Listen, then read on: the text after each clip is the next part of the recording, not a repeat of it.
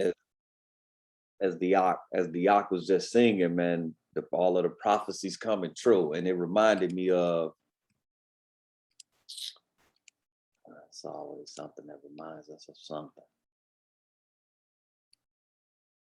Let me see here.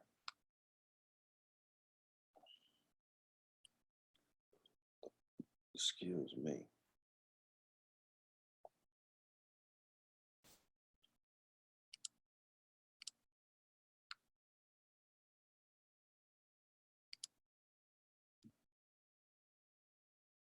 Mm, hmm.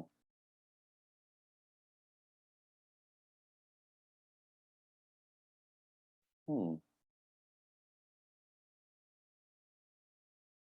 I have to find the exact scripture, but it reminds me of, that hurricane, the way it just was. You think about it, it came in, it was all powerful down in New Orleans, and it destroyed a lot of Louisiana with wind and some flooding. But I think most of the destruction down there was wind. It traveled across the entire United States, causing tornadoes and flood and stuff all the way, Mississippi, Tennessee. And then when it got to New York, as you see on the news now, it completely flooded out New York, New Jersey. It's a lot of people done died. And you just see the power of Yah. And Yah talks about whirlwinds in the scripture. I just can't find the scripture. But it just reminds you of how, first, how little we are as men and women, but how powerful the Most High is. That a storm that started down in Louisiana, which is the bottom of the map, they say, and it was destructive for wind, traveled all the way. It traveled all the way up to New York and was destroying things with water. Same storm. And it reminds me of a couple years ago. I remember it was a storm started in the South. I think it started in Florida. And by the time it got to New York, it was a snowstorm. It was a blizzard. And it's stuff like that that just lets you know that this is why we take this word serious, because, they teach us Mother Nature and all those things like that, but that's not real. And what's real is the power of the Most High. When you teach people Mother Nature, it's just like, and we're going to go through some science today, because these next lessons are these next few chapters not chapters, but days are going to touch on some things that's different than the sciences we believe in today. But when you teach people Mother Nature, you take away from the power of Yah. You see what I'm saying? Like, there is no such thing as Mother Nature. The Most High controls the surf and the sea. The Most High controls the seasons and the storms and the whirlwinds and the blizzards. And I'm actually drawing a blank now, which is weird, because I usually have a bunch of scriptures about the type of topics, but that's just a good introduction to the things we're going to go through today, because some of those things we'll touch on today with the next few days. But as we always start off with a prayer, we just say Todah Rabbah, which is thank you very much in Hebrew, to Abba Yah, for blessing us to see another Shabbat, and for bringing us together as a family to study His Word, and to build in His truth. We thank you, or I thank you, for everybody on the call, Abba Yah, for we know that they wouldn't be here if you didn't put it on their heart to be here. And we just ask that you forgive us all of our sins, Abba Yah, and have mercy on us, and to know that we understand that we are an unclean people, but that's why we're here gathered together today on your day to study your Torah and to build in your word, in the hopes that you will be delighted in us trying to seek your word and your truth, and try to further get away from some of the traditions and the things that we've been taught as true, but don't necessarily relate to your word. We ask that you fulfill your will and your word in our lives, Abba Yah, and that your Ruach, which is your Holy Spirit, will be upon us and upon the conversation, so that we can get understanding and revelations as we go through your word today, and we can see the importance of your chosen people, Israel, as you set them up to be, and those who just seek you diligently because you put it on their heart. We ask that you protect us all and protect our families and our households in these last days, as like we said, with these storms getting stronger and more powerful, with the plague that's crippled the whole world, with earthquakes and fires everywhere, and it's just flooding everywhere. We just ask that you continue to be our stronghold, our tower, our buckler, and our strength, our shield in these last days, Father. And we ask that you continue to guide us and to keep us on the narrow path. And for those of us just learning about it, we ask that you manifest it and show us the narrow path so that we can pick up the plow, as Yahushua said, and walk this thing out how you've called us to do.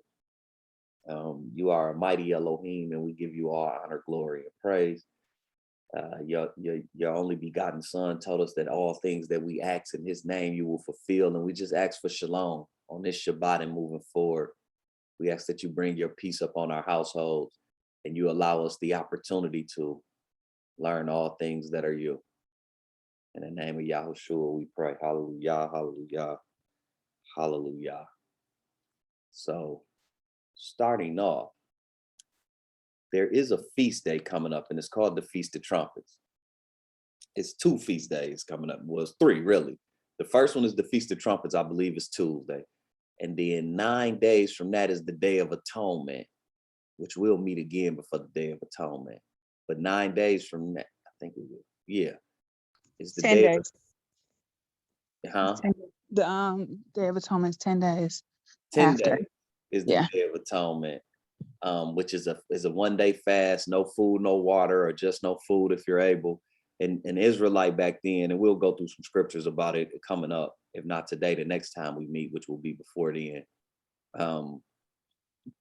Abba Yah showed how, Israel would do that to atone for their sins. And what you're doing is you're afflicting the soul, or you're afflicting your physical body, and you're just putting it under the subjection of Abba Yah's will. And it's a day of fasting, prayer, and worship. It's a day of studying, and you letting Abba Yah.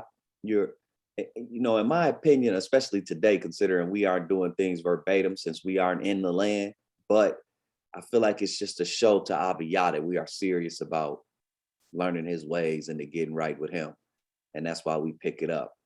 And then after that is Sukkot, which is when the Ark of the Covenant was built originally, and Israel was in the wilderness. So me and Shelly will be out of town. It's like it's kind of like you go live in a tent, or you camp basically for like a week, and you do that because he said that he wanted us to always remember how Israel lived in the wilderness when he brought them out of Egypt. And over the next few weeks, we'll be touching up on the feast days, but the Feast of Trumpets that's coming up. A trumpet is a shofar, and Shelly was going to touch up on it before we begin. Okay. Can I say something? Go ahead.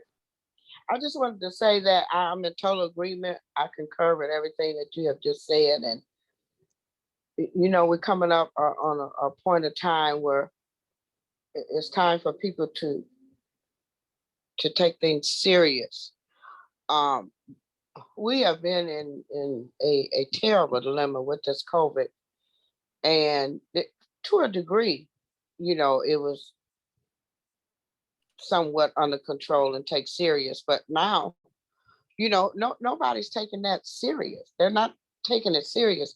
The demand is back on to wear the mask again, which is not only the protection for other people, but for yourself as well, whether you have the shot or not.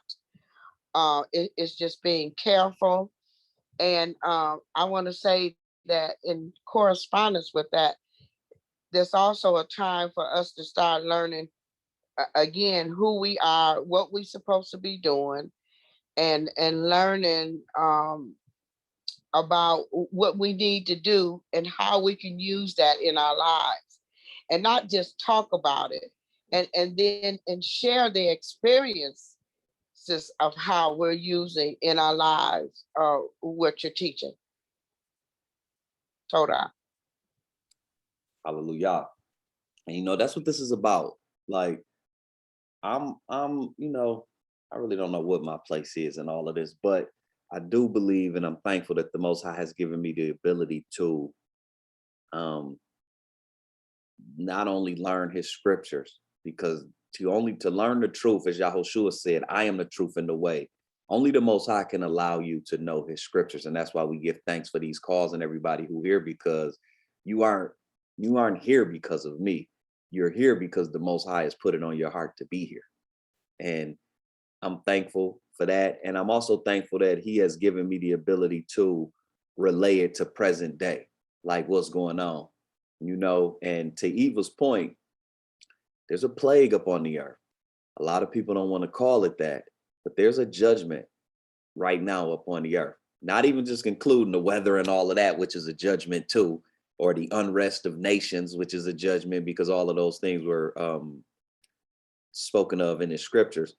But just speaking of the plague, there is a judgment upon the earth, and it's important in this hour that we know the truth, or at least be trying to learn it, because we are at a point where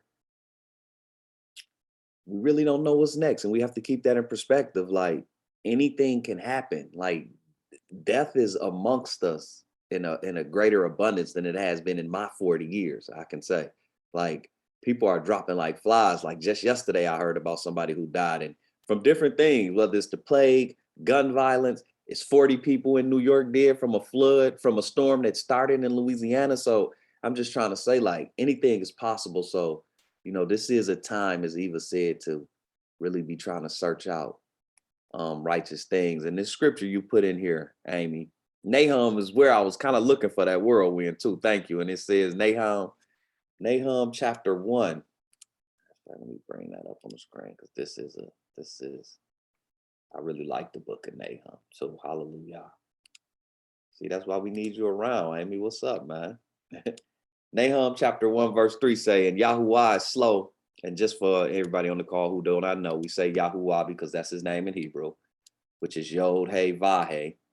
They call it Jehovah, but there is no J in Hebrew, and it's really Yahuwah, or with the vowel points here, this Vah could really be a Wah. So some people say Yahuwah, Yahuwah. Some people just say Yahuwah, but that's his name. God and Lord are titles. Yahuwah is his name, and when he says, praise my name, not my title, praise my name. So Nahum 1:3, Yahuwah is slow to anger and great in power, and will not at all acquit the wicked. Yahuwah hath his way in the whirlwind and in the storm, and the clouds are the dust of his feet. And that's definitely one of the scriptures I was looking for, right? As I was talking about the storm, because there is no mother nature. That's Yahuwah. And even verse 4, he rebuketh the sea and maketh it dry, and drieth up all the rivers. I just read an article where they're talking about the Euphrates is drying up, which it was prophesied in the end that the Euphrates would dry up in Revelation, which is a whole nother thing. But we're seeing these things come into play. Verse 5, the mountains quake at him and the hills melt. There's multiple volcanoes that's been active over the last few years that's just been spewing ash they think gonna erupt. There's been a lot of earthquakes around the planet, a la with the one that just happened in Haiti, right? And it says the earth is burned at his presence, yeah, the world and all that dwell therein. And what we take from all of these things is we watching just the beginning. I don't know exactly where we at in the process, but just the beginning of the end, I'll say respectfully, even though I think we're further than the beginning, but respectfully, it says the earth is burned at his presence. So when we see these things, those are the signs for the people who are awakening to his truth to know that he is on his way. And that's why the planet is reacting. And part of what we're going to go through today is how the earth is in obedience with the Most High. So when the earth is doing what it's doing, that's because it's being obedient to what the Most High has told it. And as he makes his descent to the planet from on high, or Yahushua actually, because it's his son coming, that's why we see these things. So told out of Eva, because she's right. This is a time to where, take serious these things that the Most High is putting on your heart or putting on your plate. And if you have to change things and adjusting, it's not the easiest thing, but the first step is acknowledging that something is wrong and taking serious what you learn. So with that, we'll let Shelly explain this first feast day that's coming up. It's on you. All right. So on Monday night at sundown to sundown on Tuesday is the Feast of Trumpets, which is the first feast of the fall feasts. And like Andre was mentioning, there's 3 feasts total. So there's the Feast of Trumpets, the Feast of the Day of Atonement, and then Sukkot. So what the purpose of the Feast of Trumpets is, what does a trumpet do? A trumpet announces. And back in the biblical times, when you look at any time that the shofar or the trumpet was mentioned in the Bible, it was in relation to announcing a king's arrival or announcing war. So the meaning behind the Feast of Trumpets is kind of twofold. So we believe that our Messiah was born or came into the world during Sukkot, because Sukkot means him dwelling with us. So the Feast of Trumpets is announcing his entrance into the world when he was first born, and also the future. So the fall feasts have a past and a future, regard to them. So the past, not only how we dwelled in the wilderness, but also how Yeshua came and lived with us and announcing his arrival, but also announcing his arrival at the end of times when he comes back to redeem us. So to begin, I kind of wanted to break down the word shofar. Shofar is the trumpet. Andrew, you want to bring up the word shofar? Did you?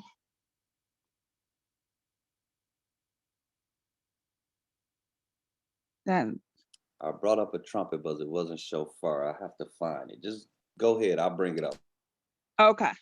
Well, the word shofar, it has 4 Hebrew words. And as we kind of talked before, I don't know if everybody has been on the call where we talked about how Hebrew words have meanings. Each word has an action behind them. So Hebrew isn't like English, whereas English is abstract. Hebrew is all about action, and every word has an action assigned to it. So the words shofar is the Hebrew letters Shin, Vav, Pei, Resh. And so, like I said, each letter has a meaning. So Shin means to consume or destroy, and it looks like teeth. Andrea, if you want to bring up the do you have the Hebrew letters that with the pictographs? You mean like that or the actual chart? Oh no, that's fine. That's fine. Okay. Although it doesn't have the Vav, that's fine. Yeah, that's fine. Yeah, that one's good. Okay, Right. so yeah, I see it. All right, so you have the shin, which looks like teeth, and that means to destroy and to consume. The vav, which looks like a tent peg, means to add, secure or establish. The pei, which looks like an open mouth, and it means to speak or a word. And then resh, which obviously looks like a head, so it means a person, head, or the highest. And so when you put those words all together, those letters all together, what it means is to consume or destroy what you have established and to shout out to the Most High. So, which is, basically showing what we're supposed to be doing on these feasts of the trumpets is, getting away from, our flesh or what we have established in this world, and calling out to him. The other cool thing is, if you look at the word shofar, it comes from the root word shofar. And shofar means to amend or to reform. And that's it. That's all I had. Any questions?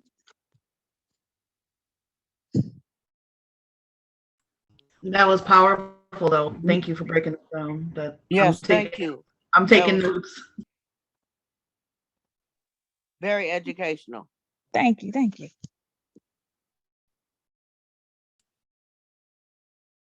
Hallelujah. The shofar.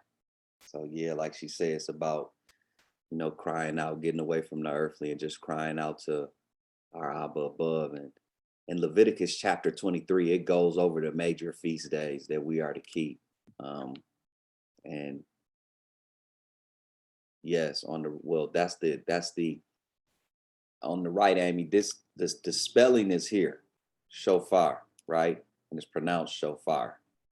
And this is the just the definition, which is in the original sense of incising or insisting. I'm not sure what this word is. A cornet is giving a clear sound or curved horn. And then when we go to this here, this is, so this Hebrew here Sandra, is, bring up that chart so she can see the different, how the Hebrew letters in the pictograph. okay. Showing D. So Amy, so the way it's spelled in Hebrew is Shin Vav Pei Resh, is the Hebrew spelling of it, and then the transliteration is that shofar. So the transliteration into English is shofar. And then, but in ancient Hebrew before, so the Hebrew that you see now is modernized Hebrew, how it, progressed over time. When Hebrew was in its infancy, it was more of like the Egyptian writing. So it was more pictographs. And each of those pictographs have a meaning, which still sticks even now today in modern Hebrew. So with this chart, you can see, like, for instance, Aleph is the a ram's head, and it means strength or leader. And then Bet is the house, so the home. So going back to like what I was saying with shofar, you can see if you scroll down to Shin, it's picked. So there's the modern Hebrew, and then there's the pictograph, which looks like teeth. And teeth means to destroy or to consume, because that's what we do with food, with teeth. Vav, which looks like a tent peg, and it means to secure or establish. And then if you go down to Pei, which looks like a mouth, so it's to cry out, to call, to speak, or a word. And then Resh, which looks like the head of a man, so it could either mean man, person, or the highest. And so that's why when you put them all together, when it forms the word shofar, it means to consume or destroy what you have established, and to cry out to the Most High. Make sense?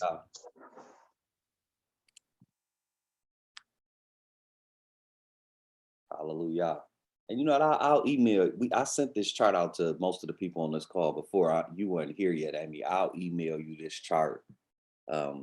This chart in a whole is the Hebrew alphabet. It's 22 letters, right? And this modern script is how you'll see it today. This is how people use Hebrew in the world today. This column that I'm in called modern script. This early script would have been how Adam them would have spoken. Like Shelley said, it would have been more hieroglyphic style, where it was more about, it was pictograph. So when you saw this door, you knew that meant entrance, door, pathway, dimension, and hang. And Hebrew letters are like English words. English letters like A, B, they just have sounds. Hebrew letters have definitions to every letter. And that's how in ancient times with this pictograph, they would put together a word. So like she just said, that that's what makes it so interesting and complicated. I have that map and tape to the back of my Bible, because if you have the King James Version Bible, every blue moon you will see a symbol, and you'll want to know what that means. And it's very a good reference. Yes, as we go through this, we're gonna jump into a lot of that, because that's what we do. Then that's what I mean by studying the scriptures in truth. We reading the scriptures, but we're trying to tie as much of it back to the original Hebrew it was written in, because Hebrew is a more complex language than English, as you can see. And when you tie the word back to it, a lot of times it changes. Well, of certain if I can interrupt, it's very complicated in its own way, because, and then us of our people, Hebrew people, our Black people, there's only a good 20% of us that like to read or read. The rest of us just listen or hear, or we don't want to. And I say that for my own self. I've never been a reader or a studier, but when it comes to the Bible, it's a whole different ball game. Especially now that I done came into some more truth, because the Bible ain't totally not true, but it has been converted by the white man, and has deterred us from the truth in its own way because of how we've been taught. And then the word says you only hold accountable for what you know. And that's why he wants us to know what we need to know, because he also said that my people will perish because of lack of knowledge. Because we're not, they say to not give an answer is to give an answer. So to not want to know the truth is the same way of denying what you need to do. I'm done. Hallelujah. And it's not necessarily just white or Europeans. Some of everybody then took some of the Bible and applied it how they want. And that's what I mean about studying it in truth. We're not taking parts of the Bible and applying it how we want. We're going to define it in the Hebrew, and whatever it say, we're going to try to apply as much of it to our life. We're not going to interpret it how we want. We're not going to change it or, use it for any purpose other than to teach the truth about the Most High. And that's kind of what it come down to. And like I say, I'll send you this chart. And it's just something to build off on, learn the lettering. And as we continue to grow and study together more and more, that's why we go through this. A lot of the things we doing here with the language is repetitive, but we do it so that we can all get comfortable with it. So, hallelujah. Now, if we can get to some scripture read. Anything else, man, so we can get to some scripture reading?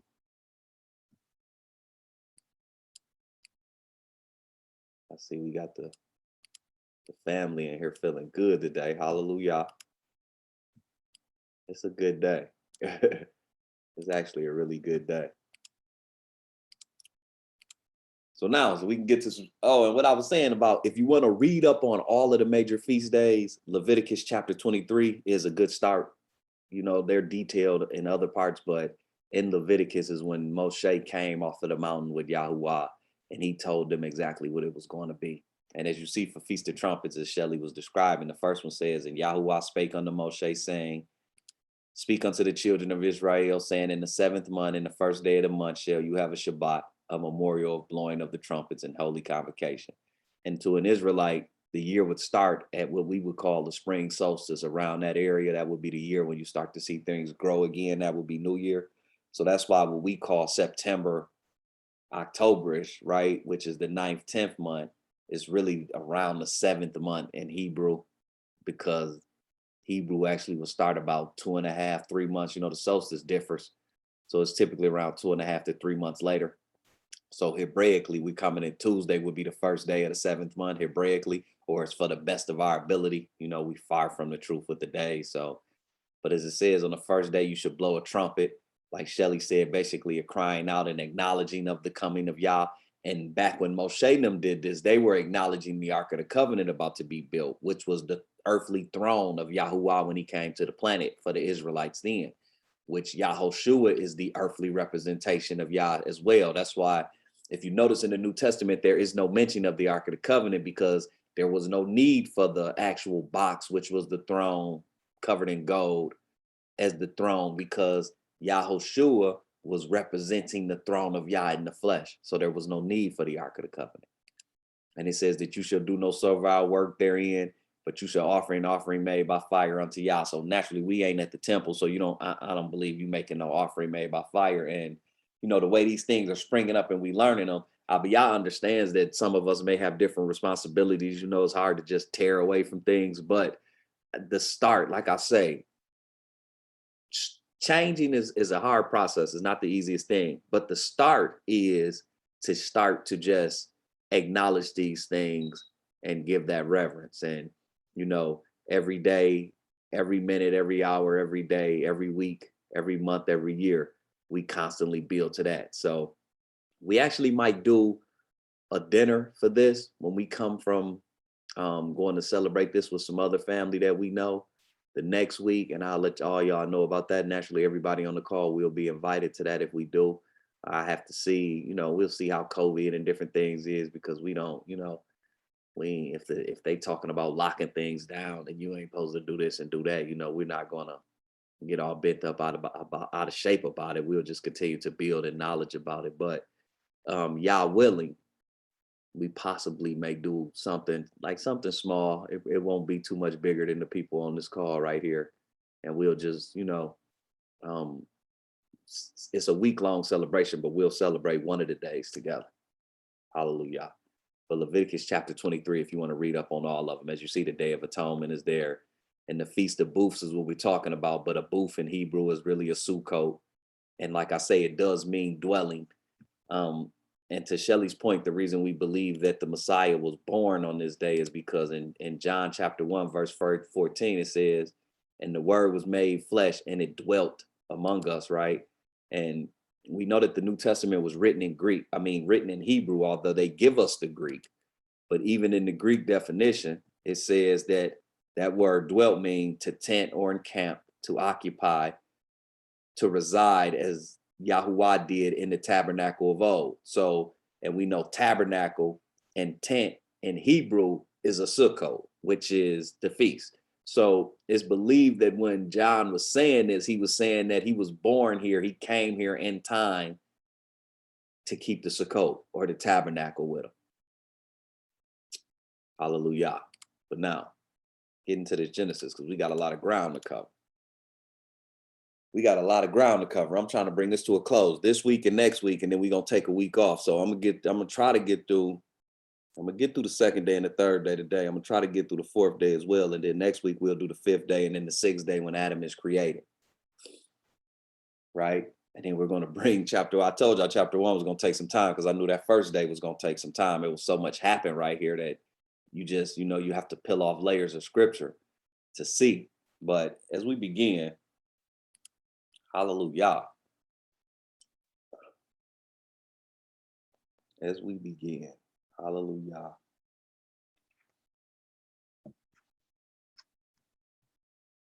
In the beginning, Elohim created the heaven and the earth. And the earth was without form and void, and darkness was upon the face of the deep. And the spirit of Yah moved upon the face of the waters. And we already brought out through the book of Enoch and different scriptures in the scripture how in the beginning Elohim created the heaven and the earth perfect, and the earth became without form and void, which this word was here means became. I don't think I even brought that up before, but it's Hayah, to exist, that is, be or become. So what it's saying is the earth was perfect. The heaven and the earth were perfect. And we went through how the words break down and it was all created to be inhabited. And then it became without form and void. And we showed how on the second day, initially, the devil fell from, that's when he got kicked out of heaven and he hit the earth. Like Yahushua says in Luke chapter 10, verse 18. Like Yahushua says in chapter 10, verse 18, and he said unto them, I beheld Hasatan, which means the oppressor, the enemy, the deceiver. I beheld Hasatan as lightning fall from heaven. So Yahushua is saying it like, yeah, when he got kicked out, he fell like lightning, almost kind of like how you would perceive an asteroid or something like that as they try to sell us this imagery, right? And he hit the earth and he messed it up. So from 1 to 2, the devil fell and now the earth is messed up and darkness is up on the face of the deep. The earth has been changed. It's not perfect now. It's uninhabitable, right? And Elohim said, let there be light, and there was light. He called Yahushua from the heavenly realm, and then he separated them, right? He separated light, Yahushua, meaning function, meaning the correct ways of keeping the ordinances of Yah. He separated that from the one who didn't want to do it, right? And Elohim saw the light that it was good, and Elohim divided the light from the darkness. He showed that truth, righteousness, function will never mix with the lie, dysfunction, unrighteousness, lawlessness, right? And Elohim called the light day and the darkness he called night, and the evening and the morning were the first day. We made it through that. He separated them from night and day so we'll know the difference. The same way we know now in our life, we know the difference between nighttime and daytime. He's saying that's the difference between truth and the lie.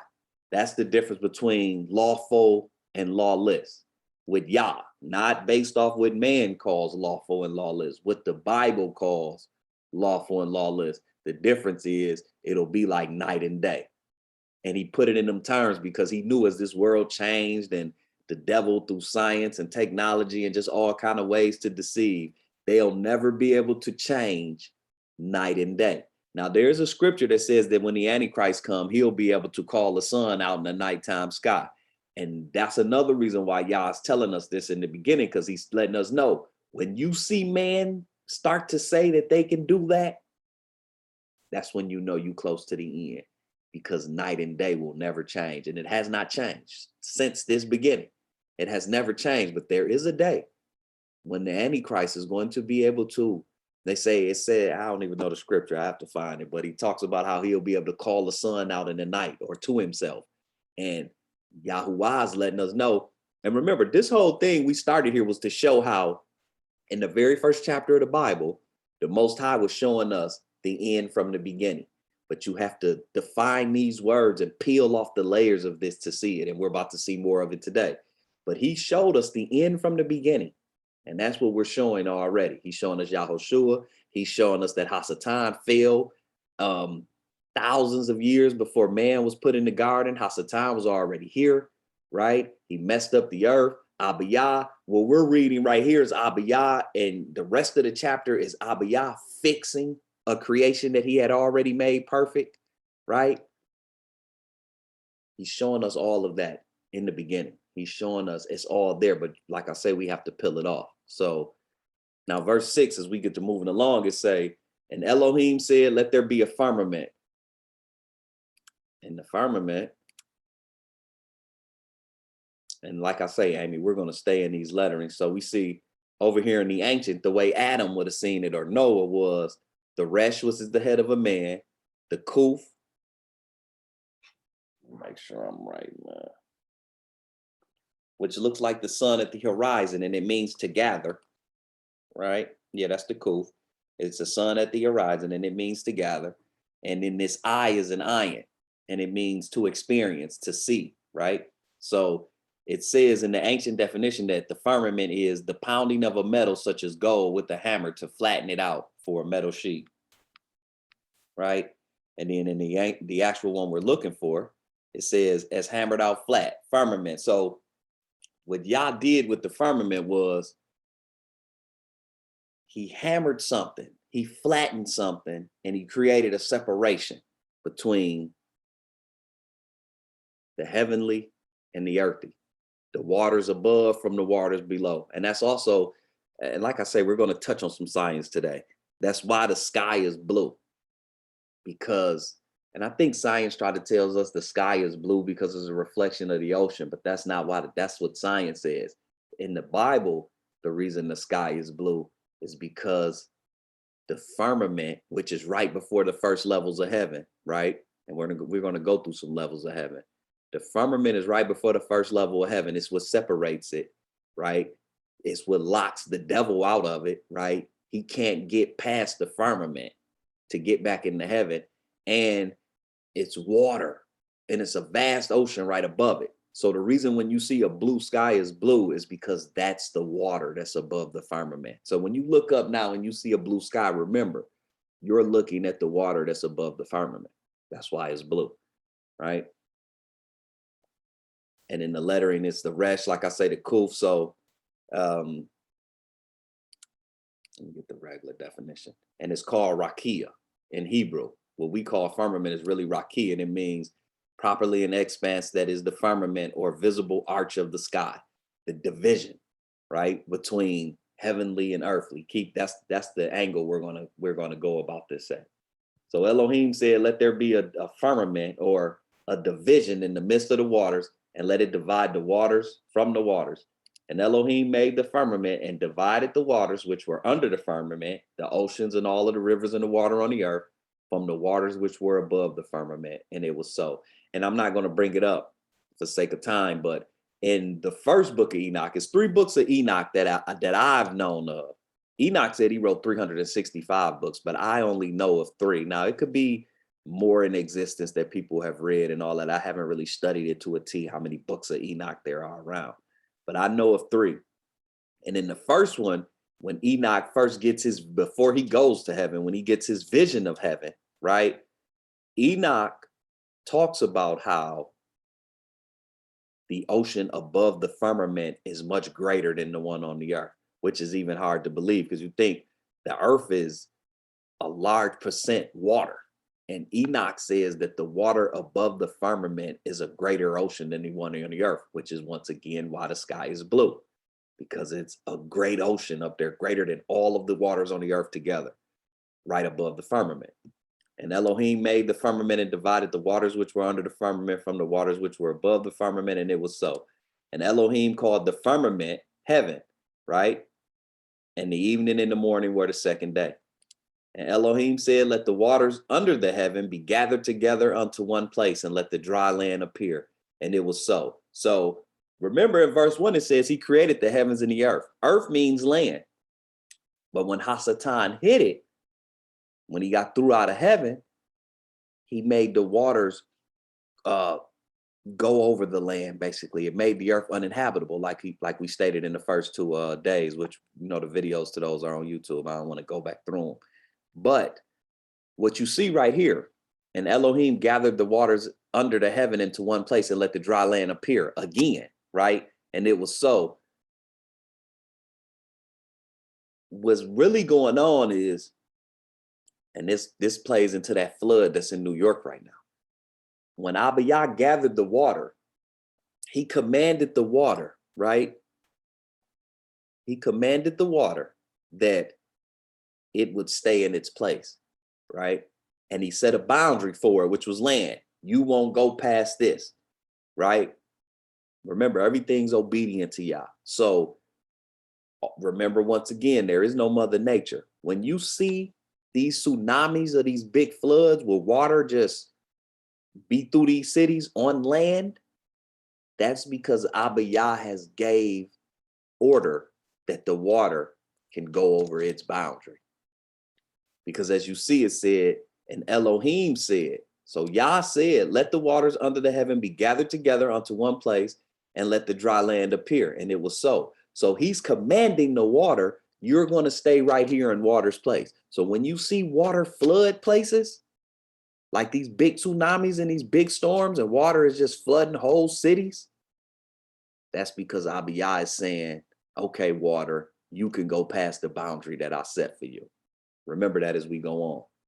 And Elohim called the dry land earth. See, land is earth, but and as he's telling us right there, because in the first verse it says, in the beginning, Yahuwah created the heavens and the earth. The dry land is earth.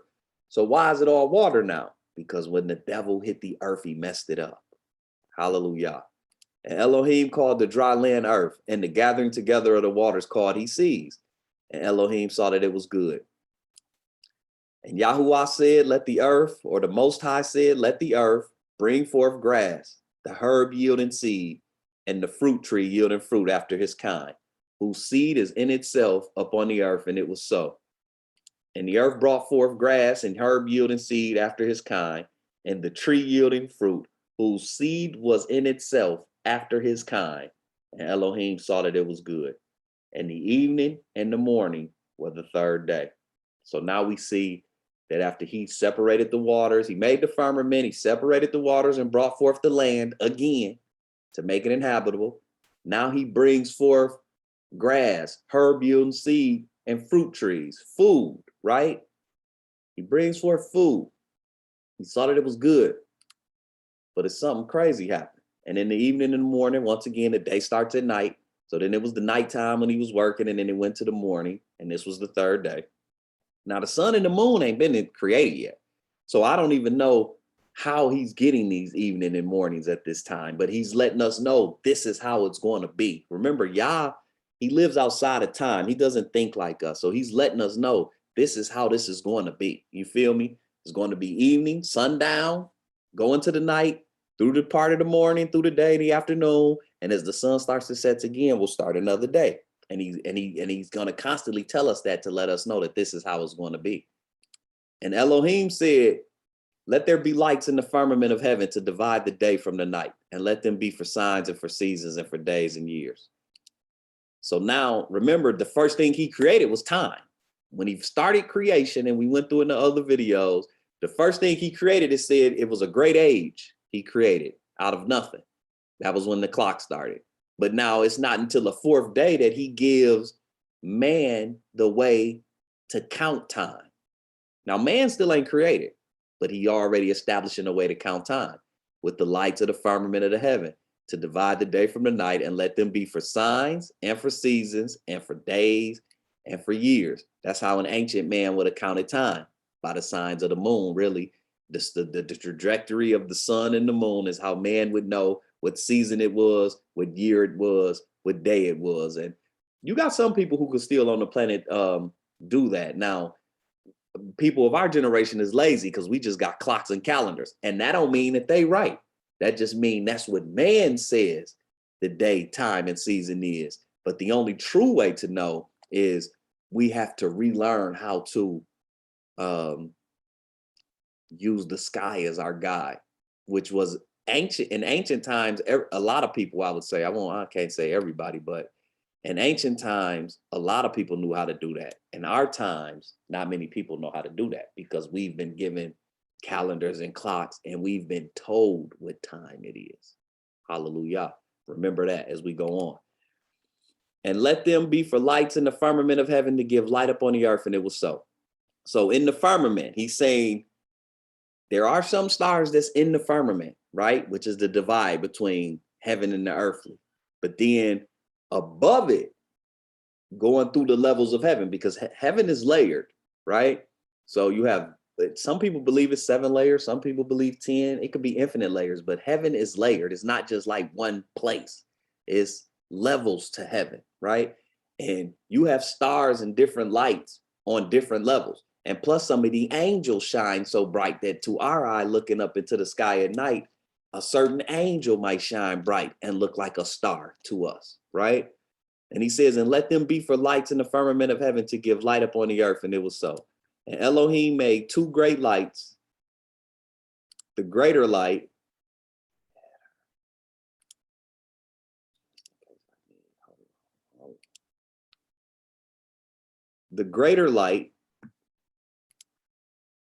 to rule the day, and the lesser night to rule the night. He made the stars also, right?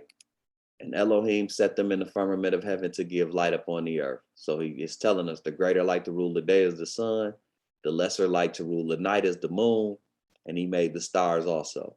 And Elohim set them in the firmament of heaven to give light upon the earth, and to rule over the day and over the night, and to divide the light from the darkness. And Elohim saw that it was good.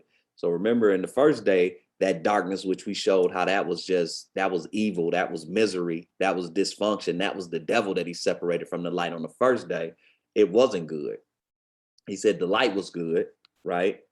On the first day, he says, and Elohim saw the light that it was good, and Elohim divided the light from the darkness. He didn't call that darkness good because that darkness is the devil. That darkness is dysfunction. That darkness is the devil falling. But then when he gets to dividing it here, it says, and to rule over the day and over the night, and to divide the light from the darkness. And Elohim saw that it was good.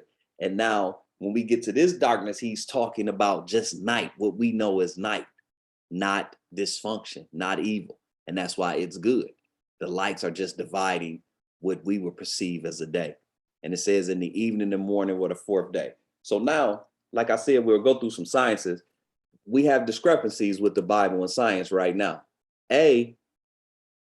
We're taught in school with the Big Bang Theory and all that the sun is older than the earth and the earth is orbiting the sun. But as you see right here, in the beginning was the heavens and the earth.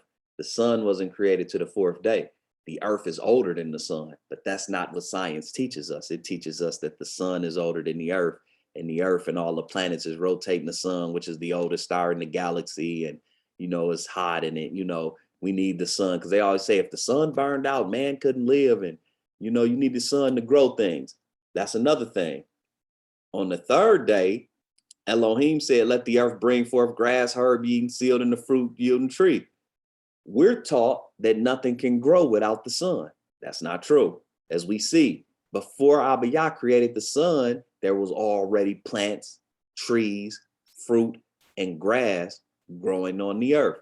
That's something else that goes against the sciences that we taught in school today. And I'm doing that just to show how the ways and the wisdom and the traditions and the doctrines of this world, in most cases, go against the Bible.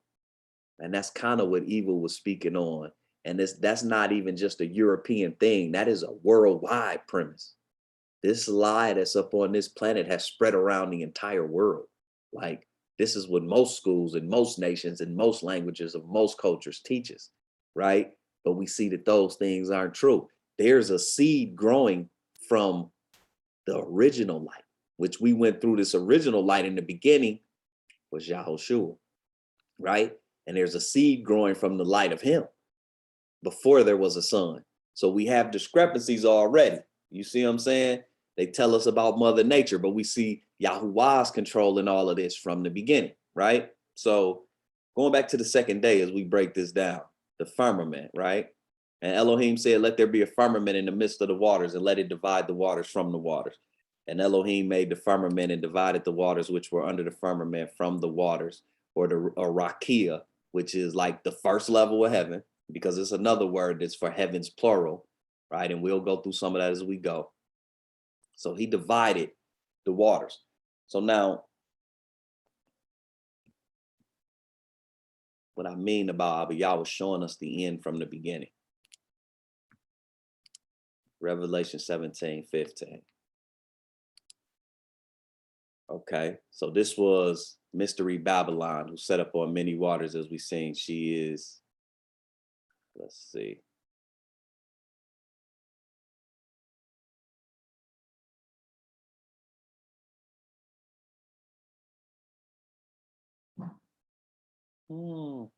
Right here, Revelation 17:1. And there came one of the seven angels which had the seven vials and talked with me, saying, Come, saying unto me, come hither. I will show unto thee the judgment of the great whore that sitteth upon many waters, right? So then when you get down to Revelation 17:15, he's explaining it, and he says, and he saith unto me, the waters which thou sawest where the whore sitteth, which the whore just means the false doctrine, the lie that's been sold on the planet. It says that the waters are peoples, multitudes, nations, and tongues, right? So let's get to this. So this is important because the firmament separated the waters from the heaven and from below. That's true. It was physical water. He separated. That's why the sky is blue. It's a big ocean in heaven. The ocean sits in the firmament. To get to heaven, you have to cross over this big ocean that is the firmament, that sits right above the firmament before you get to the first level of heaven. In some other books, it talks about how the devil and his minions, the fallen angels, they can go into the firmament, but they can't get past it to get into heaven. Demons can't even get into the firmament. They can't, or at least they can't stay in the firmament. There is no perch for them, it says in another book. And we may read that. We'll see how much time we have in this going to the end. Man, I don't believe can even get to the firmament. I don't believe man can even get no further than the satellites in the space station that sits in the sky. I believe that's as far as man has been. Now, with that being said, I do believe man has those telescopes where they have actually looked into the firmament or tried, but I don't believe that they can even get near the firmament, let alone if the fallen angels can't get through it, man definitely can't get through the firmament because it's a thick water, right? It's a thick water. It may not even be water. It may even be something that's like gelish, right?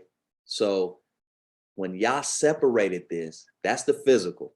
In the spiritual, the waters represent people.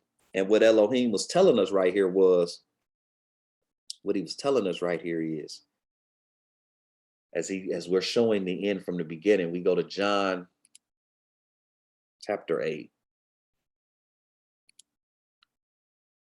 Wrong book. Verse 23. And this is Yahushua talking to them, right? And it says, then said the Yehudians, will he kill himself? Because he saith, whither I go, you cannot come. So Yahushua just told them, like, where I'm going, y'all can't even go. Talking about when he ascends back into the Shemayim to sit on the right hand of Yah, right? And they think he's talking about killing himself, which goes to show how the truth has always been so far above the lie. Because the Pharisees who's supposed to know this word, they are Israelites, the priests and the pastors and the scribes at the time, and he's talking over their head. They know these prophecies. These things that we are trying to relearn the truth of now, they were supposed to know. They weren't a nation that was taken out of their nation into another land. They're in their land. The Romans have them under occupation, but they're still living under their laws, under Roman law. They were lying purposely. They were teaching tradition and other lies to people which weren't the word of Yah, right? And in verse 23, Yahushua said, and he said unto them, you are from beneath, I am from above. You are of this world, I am not of this world. And he's talking, you are from beneath the firmament, I am from above. You are of this world, I am not of this world. Keep that premise in mind as we discuss what he was showing us with the firmament, right? As we keep it moving, we're going to go to Ephesians chapter 2, verse 2. Wherein in time past you walked according to the course of this world, according to the prince of the power of the air. Talking about the devil, who is the prince of the power of the air of this world. The spirit that now worketh in the children of disobedience. So when he's telling them you of this world and I'm from above, he's saying you, talking about the wicked of this planet, which is the majority of this planet, sadly, because it's lost. Some of this world is knowingly wicked. The majority of this world is ignorantly wicked, but wicked is still wickedness to Yah. There is no such thing as claiming ignorance, because the scriptures today, I should say, because the scriptures tell us that it's every man is responsible for his own salvation. A, and B, he commanded us all to study to show ourselves approved. So if it's our job to search out the truth. Now, he is the one who has to allow us to see the truth. But the first step you have to take for him to allow you to see that is you have to show that that's what you're looking for. You can't, not saying that working and doing to take care of your family is wrong, but the world we live in has put mammon, money, and fame over truth.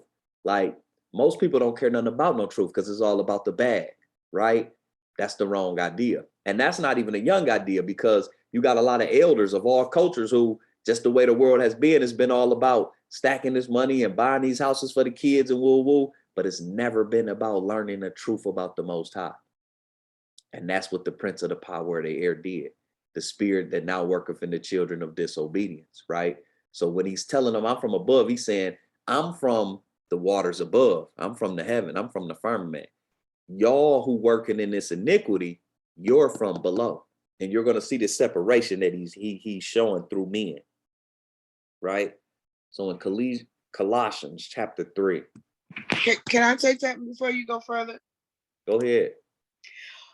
I just wanted to add, when you talked about study to show thyself approved, a lot of people miscrew that. And that's why that's one of those scriptures where it's so important to say the second part of that scripture, not just the first part. It's just like we have another example of that scripture that Yah works all things out for the good. No, he doesn't. But that's for those who love him and that are called according to his purpose.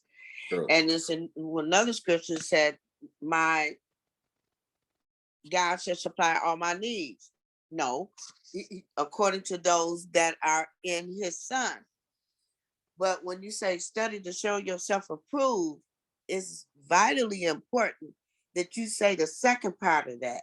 And that is not just to show yourself approved, but to rightly divide the word of truth, where you don't be tossed by every wind and doctrine. Hallelujah. The scripture is actually 2 Timothy chapter 2, verse 15. And it says, study to show thyself approved unto Yahuwah, a workman that needeth not to be ashamed, rightly dividing the word of truth. So Eva is right. That's why we study to show ourselves approved. It's not just about study. We have to study the scriptures from a position of we are looking for truth. We don't care who's right or wrong. We don't care who taught or knows what. We just want to know the truth of the word. And that's not how the world teaches it today. The world, through religion and through tradition, really a lot of times, because I know people who aren't even really religious, but just through the traditions of their family, it's about passing down what we're learned, but it's not about seeking out the truth and making sure that what we're passing down is true. And that's a big part of the reason why the world is under the judgment it's under right now. So in Colossians chapter 3, verse 1, and this is just going to further show that divide of what's going on with the firmament. It says, if you then be risen with Mashiach, which is Christ, and the Mashiach is the anointed one, or the Messiah in Hebrew, seek those things which are above, where the Mashiach sitteth on the right hand of Yah.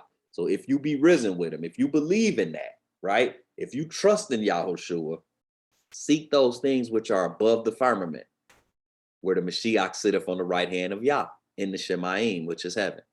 Set your affection on things above, not on things of the earth. So you got the firmament. He's saying, be focused on getting back into the heavens, or getting into the heavens and knowing what's going on with the Father. Don't worry about what's going on the earth, because the earth is ruled and being ran by the prince of the power of the air, right? You are in the world, but you are not of the world. Meaning, yeah, we on the earth, but we're trying to find the truth about Abba Yah, who sits in the heavens, right? For you are dead and your life is hid with Mashiach and Elohim.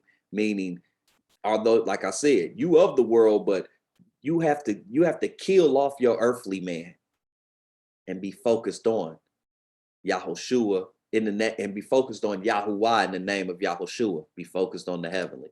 When the Mashiach, who is our life, shall appear, then shall you also appear with him in glory. This is why we focused on the heaven, because we're watching, and we thank Abba Yah for allowing us to see the prophecies unfolding, because that's us watching for his return, hoping, praying, and repenting that we be found worthy to be seen in glory with him. Verse 5, mortify therefore your members which are upon the earth. Fornication, mortify therefore your members which are upon the earth. So now it's telling us what the earth is about. Fornication, uncleanness, inordinate affection, right? Inordinate affection, it means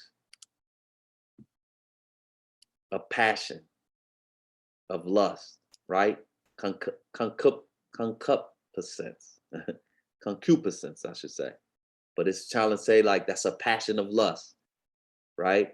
Evil concupiscence, meaning people who lust for evil things. Because I believe the inordinate affection is just a lust for, like, to fornicate. But then the evil concupiscence is, you have people, like when you hear people say words like get rich or die trying, that means for worldly riches, I'm willing to do anything. Evil concupiscence, right? Concupiscence. And covetousness, which is idolatry. Covetousness, meaning always wanting what somebody else got, right? Don't covet your neighbor's house. That ain't for you. What's for you, I will give you, which is idolatry. For which things sake the wrath of Elohim cometh on the children of disobedience, right? He's telling you what the earthly things is to watch for, what not to be about. Because if you're about them things, then you can't be focused on the heavenly, because none of that can get into the heavenly, right? In which you also walked some time when you lived in them. See, Abba Yah knew the end from the beginning. Like I said, y'all gonna fall into this. Everybody's gonna fall into it. But once I bring you out, you have to turn from that. You have to grow from that. You have to come out of all of that. But now you also put off all of these: anger, wrath, malice, blasphemy, filthy communication out of your mouth, right? Filthy communication, meaning vile conversation. Filthy communication, meaning your whole speech, everything you talk about is about doing evil, being evil, celebrating wickedness, disobedience, dysfunction. All of that are worldly things you have to get away from. Lie not one to another, seeing that you have put off the old man with his deeds, right? Can't be a liar and be in the truth, because to be in the truth is like we can't be speakers of the word. We have to be doers also. You can't speak truth and be a liar. You have to walk in truth just as much as you speak it. Seeing that you have put off the old man with his deeds and have put on the new man, which is renewed in knowledge. That's what we're doing here now. Hallelujah. We're learning we're learning what we're supposed to be after the image of him that created him. We're learning about Yahushua, trying to get to Abba Yah. Where there is neither Greek nor Jew, circumcision nor uncircumcision, barbarian, Scythian, bond nor free, but Mashiach is all and in all, meaning it don't matter who you is. If you on this planet in 2021, you better be trying to renew your knowledge and the truth of the word of Yah, because the judgment is coming to all. It's not just coming to a particular people. I've already judged my people. That's how they end 400 years of captivity. It's on all of us to learn. Put on, therefore, as the elect of Elohim, holy and beloved, bowels of mercy, kindness, humbleness of mind, meekness, long-suffering. These are the heavenly things. See, he's telling us this is what you're supposed to be focused on, living right in the name of Yahushua with Abba Yah, right? Be merciful, show kindness, humbleness of mind, be meek, long-suffering, right? Like you've put that scripture early, Amy, like Abba Yah, be slow to anger, right? Understand that the world is wicked. And that's something I had to work on. Understand that the same way you coming out of living a certain way, everybody's trying to come out of. You have to be compassionate in that matter. Now, that don't mean you have to make excuse for wickedness, but understand that everybody is trying to take a step just like you. And you be humble towards the people who you see trying to take a step. Because you got some people who tell you, I don't want to hear all that. I don't care about woo. They've made their decision. See, that's different. But the people who you see actually trying, they may still stumble. Take your time with them. They getting there just like you, just like me. Forbearing one another and forgiving one another. If any man have a quarrel against any, even as Mashiach forgave you, so also do you. Meaning the people walking in truth, right? So as we all build in truth, if we have a quarrel, forgive each other, because y'all all building in my truth. That's not talking about you just forgiving a person steal from you, you forgive him. He steal from you again, you forgive him. That's not talking about that. That's talking about we are forgiving each other as we try to build in Yah's truth. We're understanding that we all stumble. Like I said, the people of the world who wants to constantly do wicked, you feel me? That don't mean you at their head or nothing, but you know how you have to deal with them, because, and you'll know that they'll let you know where they stand. Like you know when a person is trying and when a person's not. And when you know when we all building together and trying together, we forgive each other because we all gonna stumble. And above all these things, put on charity, which is which is the bond of perfectness, right? Charity, help each other out in the truth. Y'all all building together, help each other build together. That's not even, when he say charity, that's not even just about no money. Help each other build together. Help each other stay on the path. And let the peace of Elohim rule in your hearts, the Shalom, to the which also you are called in one body, and be you thankful. See, we're all being called to the purpose of the service of Abba Yah, and let his peace be in your heart. Build with each other. Like I say, the people who tell you, I don't care nothing about all that, the Bible fake, and we ain't the people, and when they too caught up in the doctrines and the traditions, you got to sit them to the side. They've made their decision. They're focused on the earthly. We're focused on the heavenly. And when we're focused on the heavenly together, we build with each other, we forgive each other, and we try with each other, because we're trying to get this right together, right? Let the word of the Mashiach dwell in you richly in all wisdom, teaching and admonishing one another in psalms and hymns and spiritual songs, singing with grace in your hearts to Yahuwah. And whatsoever you do in the word or deed, do all in the name of the Master Yahushua HaMashiach, giving thanks to Elohim and the Father by him. So he's letting you know to be focused on the heavenly. This is the way we're supposed to be living. This is the things that we're supposed to be doing. And we're supposed to be building in this truth, right? We're supposed to be building in this truth. So when we see, you know what? Let me go a little bit farther. 1 Corinthians chapter 2. Just to really staple this down, and we can go on from there. But it says, and I, 1 Corinthians chapter 2, verse 1, and I, brethren, when I came to you, came not with excellency of speech or of wisdom, declaring unto you the testimony of Elohim. Meaning I was humble. I didn't come speaking big words, and I ain't come acting like I knew nothing different than you. For I determined not to know anything among you, save Yahushua HaMashiach and his crucifixion. Meaning I didn't claim to know nothing no more other than Yahushua came into this world and he died for us, and we got to get this thing right. It's basically what Shaul is telling the Israelites that's in Corinth at the time. And I was with you in weakness and in fear and in much trembling. I'm human just like you, basically. And my speech and my preaching was not with enticing words of man's wisdom, but in demonstration of the spirit of the power of Yah. I didn't come to you acting like I knew nothing you different. All I did was showed you what I know and what I've learned from Abba Yah, the spirit of his spirit and of his power. That your faith should not stand in the wisdom of men, but in the power of Yah. The wisdom of men is earthly. See what I'm saying? The wisdom of men is of the waters below. But in the power of Yah, if we focused on the power of Yah, as we just talked about, when people say Mother Nature, that's the wisdom of men from the power below. When we say that storm Yah brought through here that destroyed multiple states across a 1,000-mile radius, that's being focused on the power of our Elohim. Howbeit, we speak wisdom among them that are perfect, yet not the wisdom of this world, nor of the princes of this world that come to naught. But we speak the wisdom of Elohim in a mystery, even the hidden wisdom which Elohim ordained before the world unto our glory. The wisdom of this world, the teachings of Yahushua, the black man, right, who died on a tree, who they've taught us was a European, who died on a cross, who had blue eyes and stringy blonde hair. And the scriptures say he has hair like wool and red eyes and feet of burnt brass.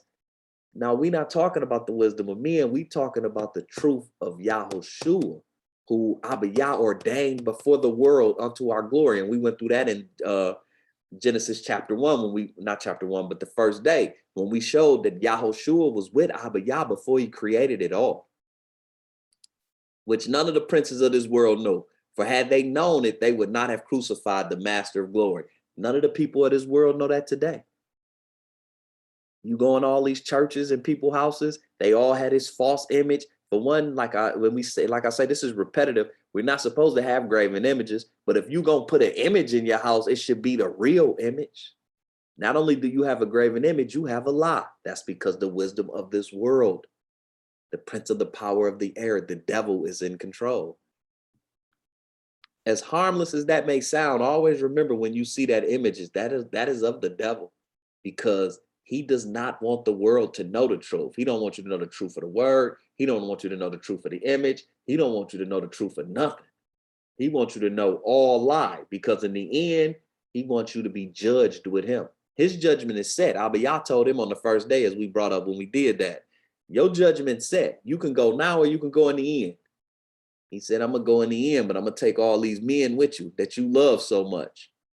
That's why in Psalms it says, what is man? That's the angels asking Yah that. What is man that you love them so much? You love them more than us. There's scriptures that say that when a man is righteous and he's about salvation and focused on Yahushua, even the angels are set to help him. Man isn't made to help angels. The angels were made to help man. So when you read that scripture in Psalms where it says, what is man? That's the angels asking Abba Yah, why you care so much about them? Right? Don't nobody know. It said the princes of this world don't know Yahushua. They know Jesus Christ. Jesus Christ's birthday is Christmas. We just said Yahushua's birthday is Sukkot. Jesus Christ rose on Easter Sunday. Yahushua died at the Pesach, Passover. He is the lamb. Ain't no Easter bunny. You feel me? There is a difference. Jesus Christ teaches us that the law is done away with in the Old Testament no matter. Yahushua say, I am in the volume of the book. You better know it all. See, there is a difference. And it's so subtle that we don't even notice it a lot of times. But there is a difference. But as it is written, I have not seen nor ear heard, neither have entered into the heart of man the things which Elohim have prepared for them that love him. See, he's trying to say, like, nobody has seen or heard or entered into the heart of man the things that Yah has prepared for those of us who love him and we seek this truth. That's why this truth is important. But Elohim have revealed them unto us by his Ruach, which is the Spirit. For the Spirit searcheth all things, yea, the deep things of Yah. We can't know these things about Yah unless he chooses and says that we are worthy to learn. You can't just learn the truth of Yah in school, because the doctrines in school and the sciences and everything they teach, that's why I stated about the science in the beginning. Everything they teach us about even the creation is contrary to what Yah say right in his book. It was. The sun is older than the earth. Not in his book, it ain't. The earth revolves around the sun. Not in his book it do. It's a scripture that says the earth is unmovable. When Yah created it, he said it's still, it's unmovable, sitting on his pillars. It's not orbiting anything. I don't believe nothing is orbiting anything, but if it is, the sun and the stars and everything orbits the earth. The earth doesn't move. The earth was created before the stars. The earth was created before the angels. The earth was created before man. Like he said, in the beginning, he created the heaven and the earth, period. The whole world is against the truth. It's so subtle that you don't notice it. And that's why we even have to watch these schools and what they teach our kids. Because when we grow in this truth, you realize they are teaching your children contrary to Yah. And now they made it where your children and you have to learn this knowledge if you want to make it in our world. That's of the devil. For what man knoweth the things of a man, save the spirit of man which is in him? Even so, the things of Yahuwah know of no man, but the spirit of Elohim. Now we have received not the spirit of the world, but the spirit which is of Elohim, that we might know the things that are freely given to us of Elohim. See, we have received not the spirit of the world, but the spirit of which is Elohim above. So what Yah is showing at the firmament that I'm trying to show y'all is from the very beginning, he showed, I'm going to separate between the people who focused on the above and the people who focus on what's going on below. And it's going to be a separation, just like the firmament and the waters in the beginning. And that's why those of us who seek the truth, when you go around your old friends or even family and different people and have conversations, it's like a divide between y'all now. Nothing matches up because Abba Yah has separated you, just like he separated the waters of the firmament. It's actually more to this day, man, but I'm gonna keep it moving because we try to get some days down, man. I promise you, this Bible is just something special, man. Abba Yah showed us on the second day, he let it be known. I'm gonna separate y'all. I'm gonna separate the people of this world. And it's gonna be a big separation, as thick as the waters above the firmament. Nothing's gonna make sense between the two. John chapter 3, verse 27, and Yahachanan, which is John in Hebrew. As you see, they tell us and that's why we do this, Amy, because they tell us it was written in Greek, but all of the names and everything, they tell us of Hebrew origin, right? So if it was written in Greek, why would some Hebrew people write a book in Greek to Hebrews? That's not true. But they had to tell us it was written in Hebrew as they were selling us through white supremacy, this white Messiah, that through colonialism, they was taking around the world. They had to say that all this was Greek to make it make sense why this Messiah was white.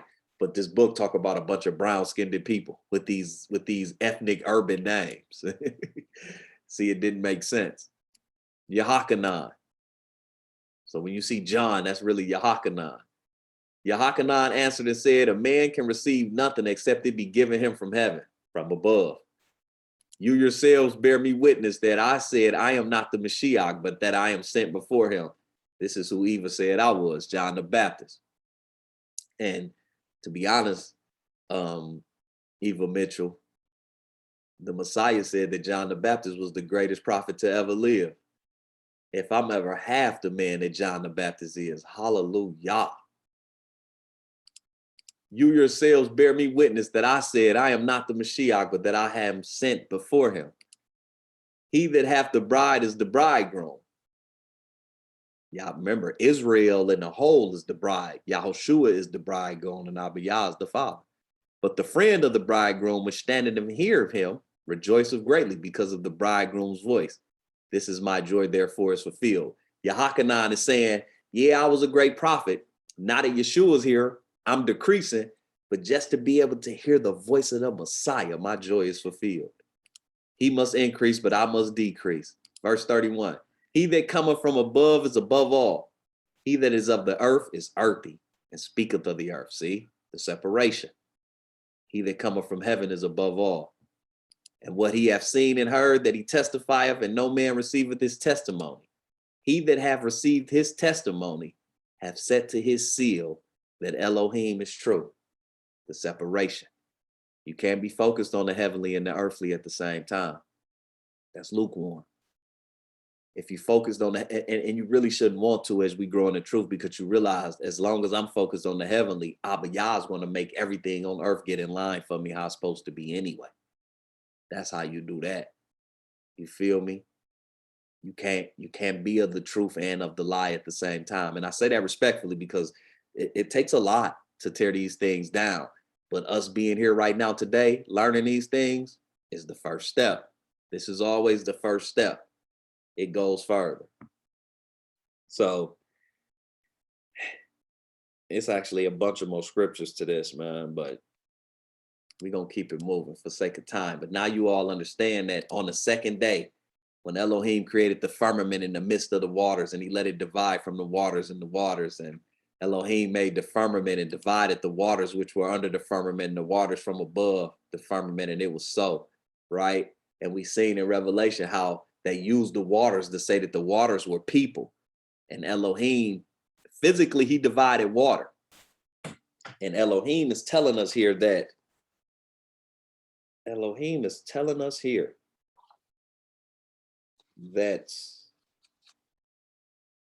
am I looking for?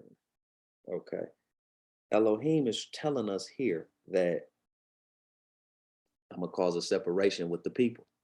And there's going to be those of me who's seeking the heavenly things. And there's going to be those who seeking the earthly things. And yeah, they all going to walk on the planet. But the separation going to be so thick, it's going to be just like the waters from above and the waters from below. They are never going to be able to get in line with each other, because the ones seeking truth will never be able to understand nothing that the ones who seeking the lie is. Now, remember, we all building in the truth, but you know the ones who just like, I don't even want to hear none of that. That's the ones who already lost. It's over with. If they don't repent, it's over with. The ones who just be like, well, you know, I never knew that. I don't know. And they struggling with it. You build with them because they trying. They've been conflicted. Their heart is being touched. But the ones who just like, man, I don't want to hear none of that. He done made his decision. He's in trouble. On the physical level,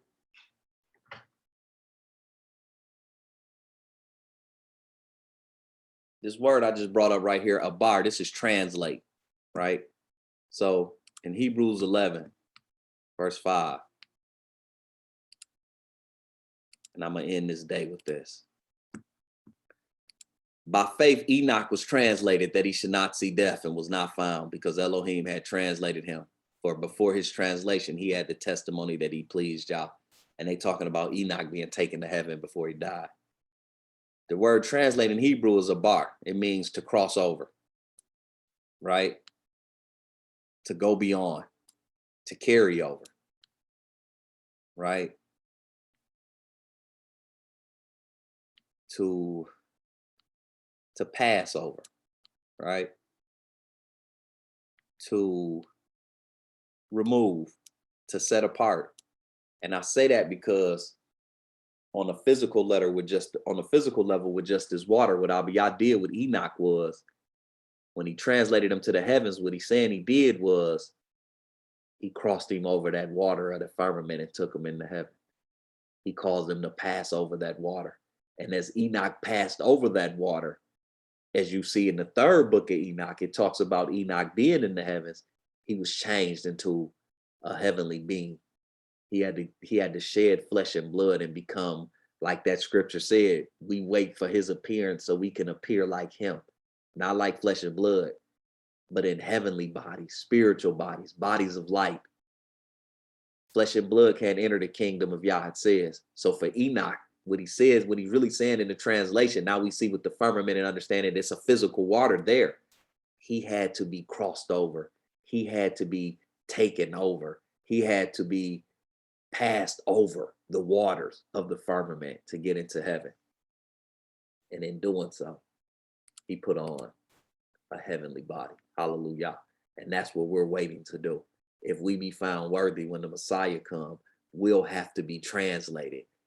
We'll have to put on heavenly bodies to dwell in paradise. And although he's bringing paradise down to the earth, Yahuwah himself is supposed to dwell in it with us. And for that to happen, you can't be flesh and blood, because flesh and blood is dirty. You have to be what Adam was in the original creation, right? When he was immortal before they fell. And we're going to go through that when we get onto, because we're going to do the garden as well. Hallelujah. Hallelujah. And it's actually more to this, but you know, we're going to keep it moving. Because he also, if I'm not mistaken, let me just make sure I'm clear before we dash out. But if I'm not mistaken,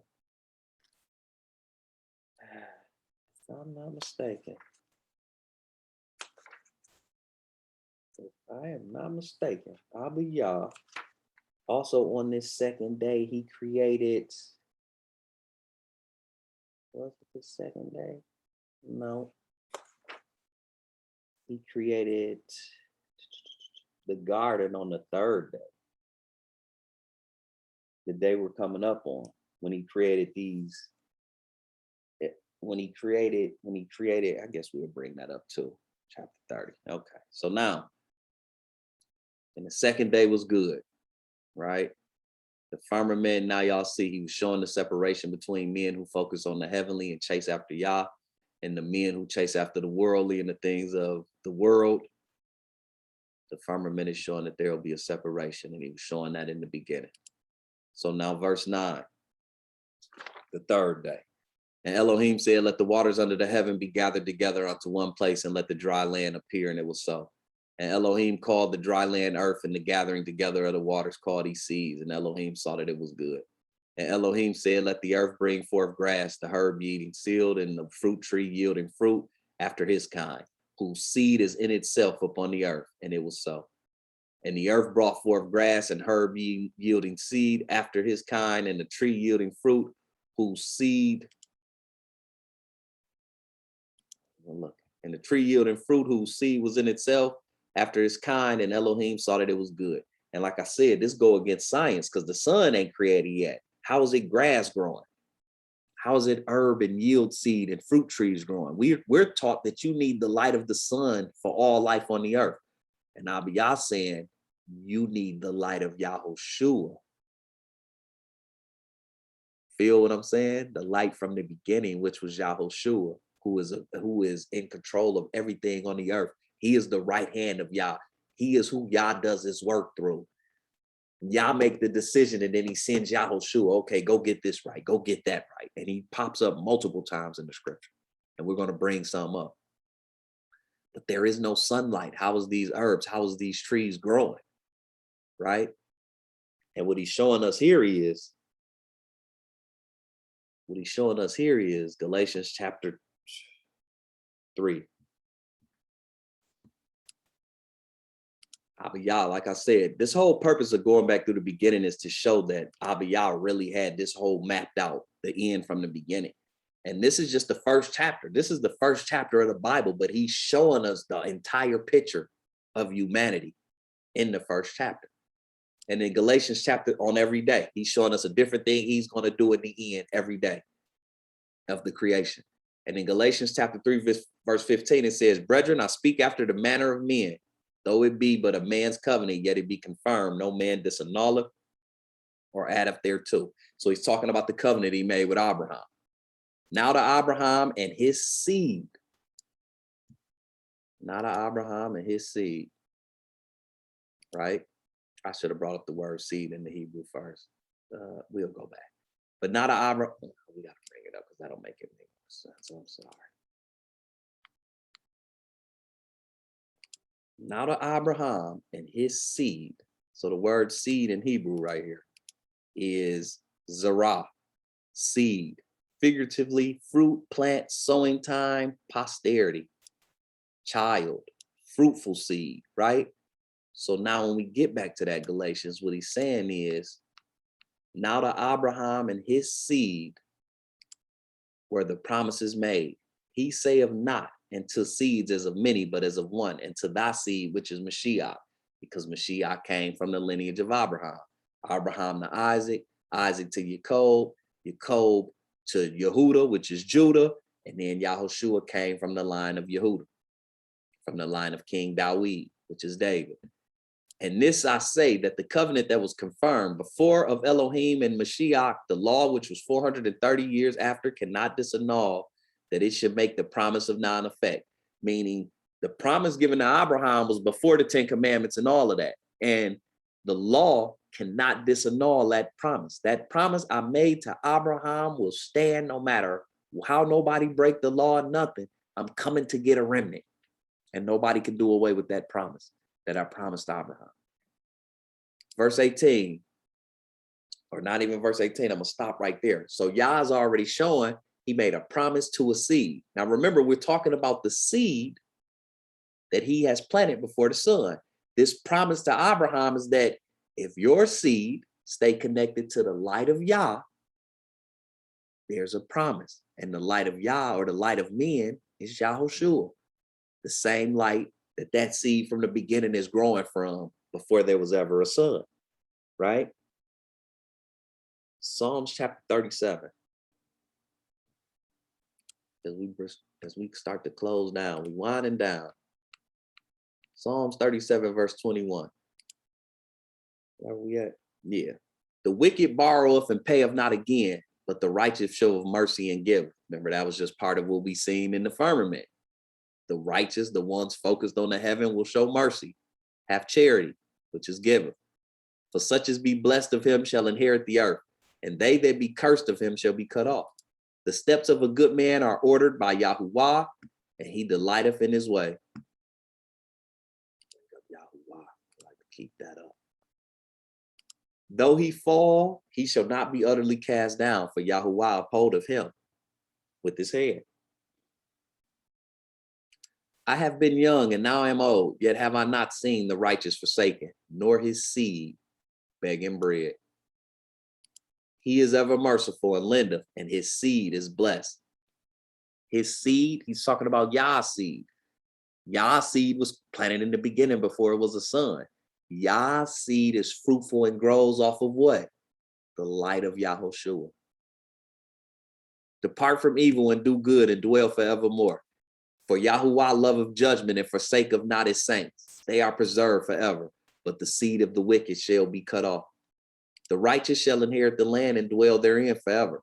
The mouth of the righteous speak of wisdom. Remember, wisdom is from above. We read that. The ones who that seed that's focused on above, that's growing from the light of Yahushua, even in the world today, that is what he's showing with that seed that's been created before the sun. The law of his Elohim is in his heart. None of his steps shall slide. So what he's showing us is that seed. Like I say, that I keep focused on that seed. He's showing us that seed. He's showing us that seed from the beginning, that seed that's in the world today, that's focused on Yahushua, that's focused on the truth and the word, that's focused on the truth about our Hamashiach and our Elohim. That seed is going to flourish even in this darkness, this wickedness, this mercy, this lie, this suffering that the devil has put the planet under. Even in the midst of all of this, that seed that's focused on the light, which is Yahushua, even in darkness, it'll grow. They tell us can't nothing grow in darkness. Yahuwah said, in the darkness of misery, death, and destruction, not just no light. If you focused on that righteous light, Yahushua, function, lawful, right? If you focused on that, if you not only talking about that, but walking like that, even in the darkness, you're going to flourish. Man, that's so cold. He's showing us that seed. Though hand join in hand, the wicked shall not be unpunished, but the seed of the righteous shall be delivered. Let's see what I'm saying? That seed that's growing out of that light before I created the sun, that seed that grows out of that light is going to do this thing forever. That's what I'm looking for, that seed. The original seed. Remember, it tells us that he says that I knew you before I created the foundations of the earth. Abba Yah knew that we were going to be right here. He knew that everybody on this call was going to want to know, or at least be attempting to know, or trying to know his truth that's on this call right now. He knew that we was going to be here doing this because he knew who his seed was before he created everything. See what he's showing us on the third day? I already knew my seed. That's why I had it planted before the sun. Because my seed, my original seed on a perfect earth that's been untilled, it ain't been a foot stepped on it by a man, my perfect earth that I'm perfecting again because I done had to toss Satan out of heaven. He was tripping. I'm perfecting it again. My seed that I got growing out of that ground is going to grow because of the light of the world, which ain't the sun. Science teaches you it's the sun. You can't grow nothing without the sun. I done heard that because I'm a science head growing up in school. I done heard that so many times. Well, if the sun burn out, man will die. Man can't live without the sun. That ain't what the scriptures say. See what I mean about the wisdom of men being against the scripture? The scriptures say whether it's a sun or not, if you got the light of Yahushua in you going to live forever. Revelation 21:6. And he said unto me, it is done. I am Alpha and Omega, which we know now is I am the Aleph and I am the Tav. He's saying I am the word. The Aleph is the first letter in Hebrew. The Tav is the last. I am the Aleph and I am the Tav. I am the word, basically. The beginning and the end. I will give unto him that athirst of the fountain of the water of life freely. And that's why the seed can flourish, because if you focus on the light. And remember, we broke down water, how it was. Water is a piece of the heavenly foundation, a piece of the foundation below, which is the earthly foundation, mixed in together with some of Yahushua. That's how he created water. And what he's saying is that seed that's focused on me, I'm going to give the water of life. That's why he told the woman at the well, if you drink of the water that I got, you will never thirst again because you'll have eternal life. And there's something longer to this, but for sake of time, we're going to keep going. But now that y'all see, the second day was showing I'm going to separate the heavenly from the earthly people as well. The ones who focused on me and Yahweh, focused on Yahushua, focused on me in the name of Yahushua from those who focused on the world. And then I read and showed how he showed what were some of the things that the people focused on the world were going to be about. That's how you will know who focused on the world and who focused on the truth. Then he showed that I got a seed from the beginning. I know the seed that's going to be focused on Yahushua that I'm going to separate. And it's going to grow right on the earth in the midst of all this darkness. Because it's going to grow in the light of Yahushua. Right? So we see 2 days. He was showing us exactly how this planet was going to play out. In the first 3 days, he's already showing us exactly how this thing is going to play out. And then I'm going to end this with this 4th day. I'm going to end this with this 4th day. We have made it to the end. Hallelujah for making it to the end with me. And Elohim said, let there be lights in the firmament of heaven to divide the day from the night, and let them be for signs and for seasons and for days and for years. And let them be for lights in the firmament of the Shemayim, which is heaven. Let me bring that up to show y'all what I mean. I keep saying that. So the word for heaven, there's multiple words for heaven, but it's Shemayim, right? It means to be lofty, the sky, alluding to the visible arch, which is the firmament, in which the clouds move. So we see that the clouds move in the firmament, right? As well as the higher ether, where the celestial bodies revolve. That's the levels of heaven. See, Above the firmament is a higher ether where celestial bodies revolve. He's saying, and you see it says heavens plural, it's levels. And let them be for lights in the firmament of heaven, which is the firmament, like I say, is the first level. It's not even the first level of heaven. You have to, like Enoch, be translated through that water. You have to cross over, be passed over. Abba Yah has to allow you through. That's why I know man ain't been through it. Because Abba Yah, Yahushua said there ain't been no man come through it, meaning only the ones who we've chosen to translate and change can go through it. Man, with the rockets they showing y'all, please. Hey, yo, man, they show us through primitive rockets trying to play us like they going to bars. Man, if you don't stop. Oh, man. This world we live in is crazy, man. Talking about they been to the moon. The moon on the second level of heaven. How you get through the firmament? I'm going to show that, man. And let them be for lights in the firmament of heaven to give light upon the earth, and it was so. And Elohim made two great lights, the greater light to rule the day and the lesser light to rule the night, and he made the stars also. And Elohim set them in the firmament of heaven to give light upon the earth, meaning the firmament going up, and we're going to show the levels, and to rule over the day and over the night, and to divide the light from the darkness. And Elohim saw that it was good. And Elohim saw that it was good. Hallelujah. Psalms 84. Aside from the lie that they tell them, what he's showing us right here is, remember, he's showing us the end from the beginning. He's showing us exactly how this is going to go. It's an occultee who I talk scripture with all the time, who showed me what I'm about to show y'all. And hallelujah for Mishpachah. This is why we build with other Mishpachah who study in the word, because Yah hasn't given any of us all the answers. I learn things from people all the time. Psalms 84:11 say, for Yahuwah, for the Most High Yah, is a sun and shield. The master will give grace and glory. No good thing will he withhold from them that walk uprightly. That seed, those people that's focused on the heavenly, the separation of the firmament for the seed. If you focused on the heavenly, Yahuwah is the sun and the shield. He is the light. He is the big light for you.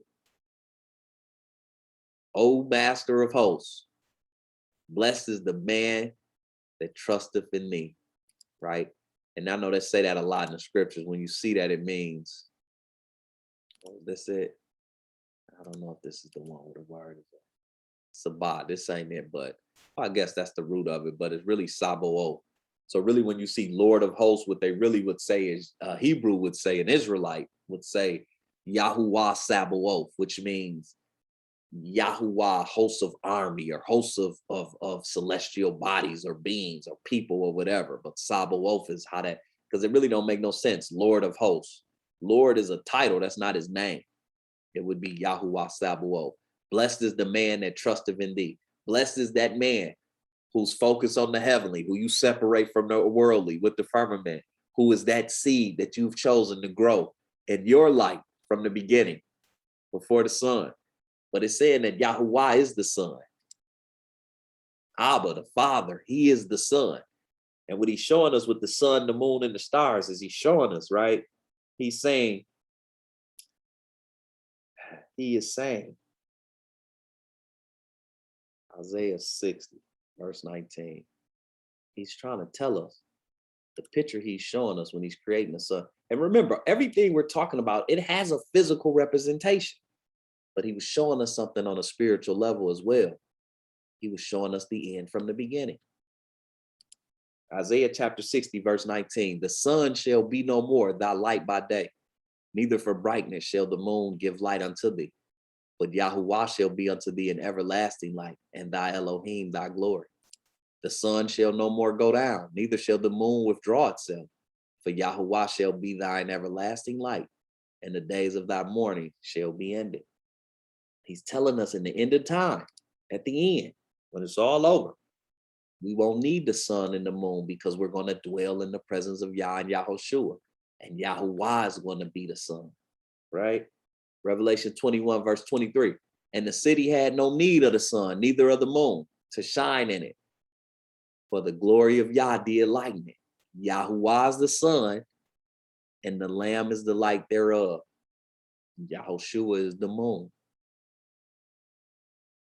So what he's showing us right there is that, once again, I am the light. And in the first book of Enoch, when it talks about the sun and the moon, it says that the moon shines because every time the sun goes down, it gives a piece of its light to the moon. Yahuwah gave some of the light to Yahushua, right? The darkness that you see at night is representation of the nations in the world. Yahuwah can't dwell amongst disorder. He have to kill it all. He told Moses that. Let me see.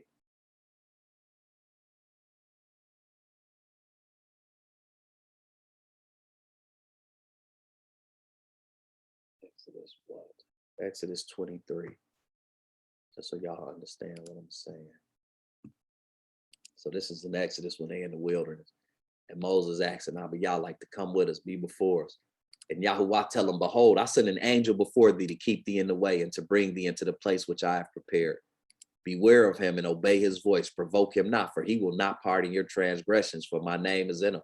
And the people who claim they don't believe in the Messiah, one of the things they say is, how was he able to forgive sins? Only Abba Yah could do that. But that just show you that they don't know the Bible, because right here in Exodus, Yahuwah saying, I'm going to send an angel who can forgive sins. And my name going to be in him. Who was that angel? It was Yahushua. So when you hear the story about Exodus, when they talk about it was a pillar of fire up top of the Ark of the Covenant, and when the pillar would move off of the ark, they would pick up the camp and move where the pillar of fire went in the day. And it was a cloud by night, or it might have been a cloud by day and a pillar of fire by night. I could have that wrong. But that pillar was representation of Yah. It was Yahushua.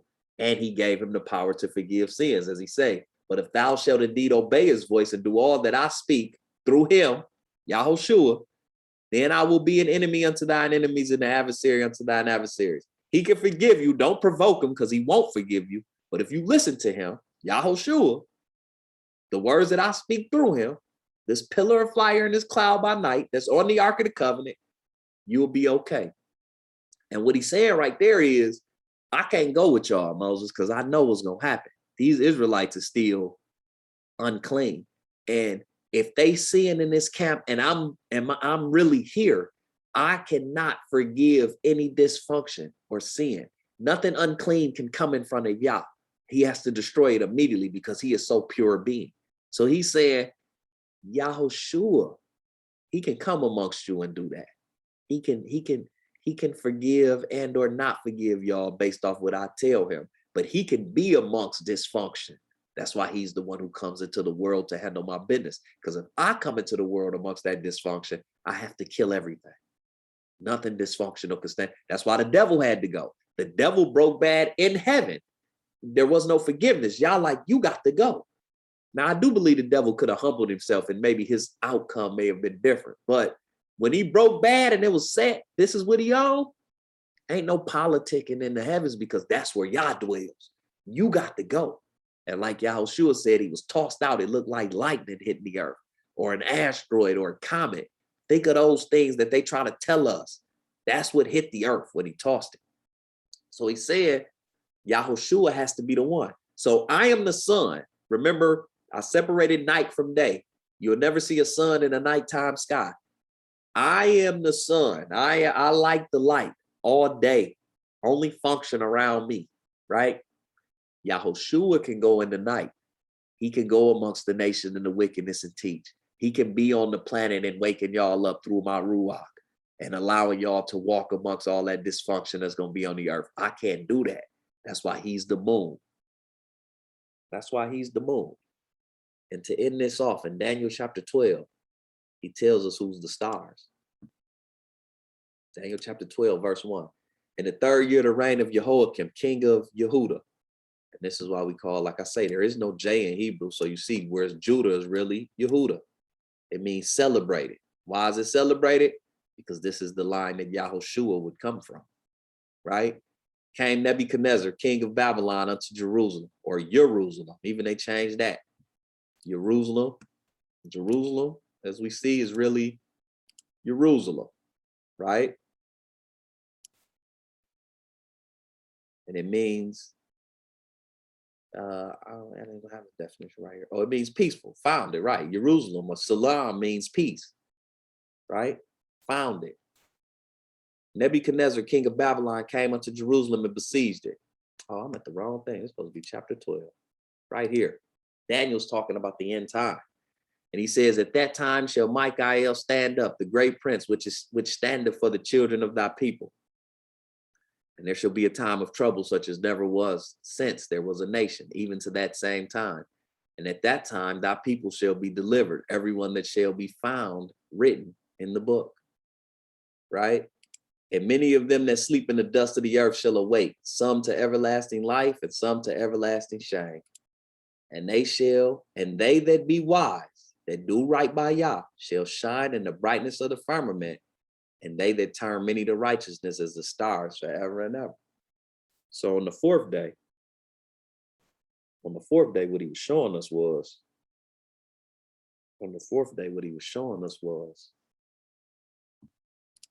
Yahuwah is the sun. He dwells in no dysfunction. You'll never see a sun in a nighttime sky. Yahushua, his son, can do that. He is the moon. He can be on the earth amongst dysfunction, shining the light on the world still for all that come to it who choose. And then the stars are the righteous, are the ones of us who seek in truth, who are in this world of darkness, amongst this wicked world.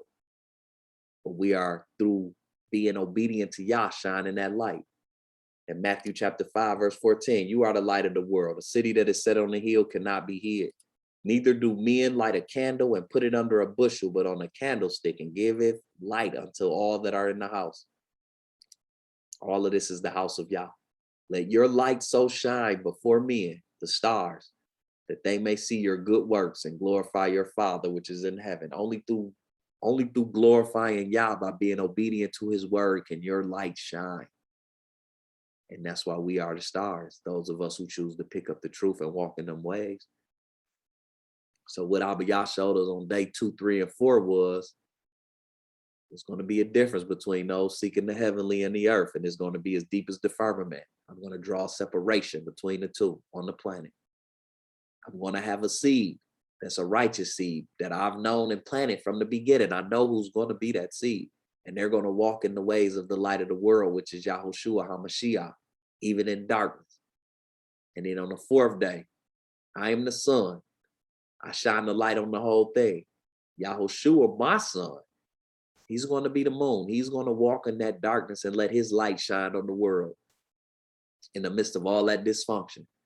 And that righteous seed that I separate, they are going to be the stars that shine in the midst of that darkness by their good works, it says in this verse 16, by being obedient to the words that I speak. And I'm going to end right there. Hallelujah. Y'all stuck with me. We got to get these days down. Day 4. And then Yahuwah said, after all of that, Yahuwah said, where we at? After all of that, he said, to rule over the day, which is Yahushua over the night with the stars, the ones who in the name of Yahushua pick up this charge and shine through being obedient. And they're going to divide the light from the darkness in the midst of all this wickedness and everything. Now, mind you, it's a physical, like I say to this. The sun is in the day, the moon and the stars give light in just the nighttime sky. But the spiritual is, they're going to all be needed to divide all this light from this darkness. They're going to shine. That's what we're doing right now. We learning how to shine so we can go teach our family, go teach our loved ones, go teach the people amongst us we care about, at least try to. Give everybody a chance, like the scriptures say. Be long-suffering, slow to anger, as Amy put the script. Hallelujah. And after all of that, Elohim said, and it was good. It came the evening and the morning. That was the 4th day. Hallelujah. Any questions or comments, man? That's where we at. That's where we at, man. Anybody got any questions or comments? Like I say, it was other things to this we could have brought up, but that's where we at. This lesson was awesome. I just want to say that very, very informative. Hallelujah. And I appreciate all that has helped out in this reading today. Hallelujah. It's good to see you, Coach T. How you doing? I'm good. How are you? Doing good, man. Yeah. Doing good. Glad to hear you're well as well. Hallelujah. Any more questions or comments? Anybody got something they want to say? If not, we're going to pray up out of here and get up out of here. Shalom, shalom. As we close in prayer, I just say, once again, Abba Yah, thank you. Shabbat shalom to everybody. And we thank you today for allowing us to gather in your name and to go over your holy word. In the name of Yahushua HaMashiach, the light, that moon that you've given us in this darkness to bring us back into your truth, to give us the chance to be those stars. We give you all honor, glory, and praise, Abba Yah. We ask that you continue to lead us and let Yahushua be our light in this shadow of death and in this darkness, to guide us on this path so that we can get this thing right and continue to be what you're calling us to be, that we're realizing more and more every day. We ask that you continue to be patient with us, Father, for this is a new thing. We've been under, all of our people for the longest of time have been under this lie. This lie has been in the world for a long time, at least 2,000 years when they crucified. And we understand, and we ask that you understand, and we know that you will be patient and long suffering with us and to help us as we trip and fall, but to get back up and to repent and to do right by you. So that if in the end, if we be found worthy and we put on these heavenly bodies, if we be found worthy, that we can shine as the stars and be like a light to all people and to anybody we come around. We ask that your Ruach is up on the conversation, and that I know it was a lot going on in this, Abba Yah, but we know that there's nothing too hard for you. And if you see fit, you'll give us all understanding as we build in this truth and we build in your ways, Abba Father. We thank you for teaching us of the Shabbat. We're keeping the commandment just in gathering. Hallelujah. You're already showing us the way. For you told us to set apart the Shabbat as a day of worship and praise and rest. And we're doing that. And it seems so subtle. It doesn't even seem like it in this world we're in, but we know that you're taking note, and we're thankful for you giving us that knowledge back. In the name of Yahushua HaMashiach, Father, we give you all honor, glory, and praise once again. We thank you for sending your son to die for us, an unclean people, but you still chose to redeem us, Father.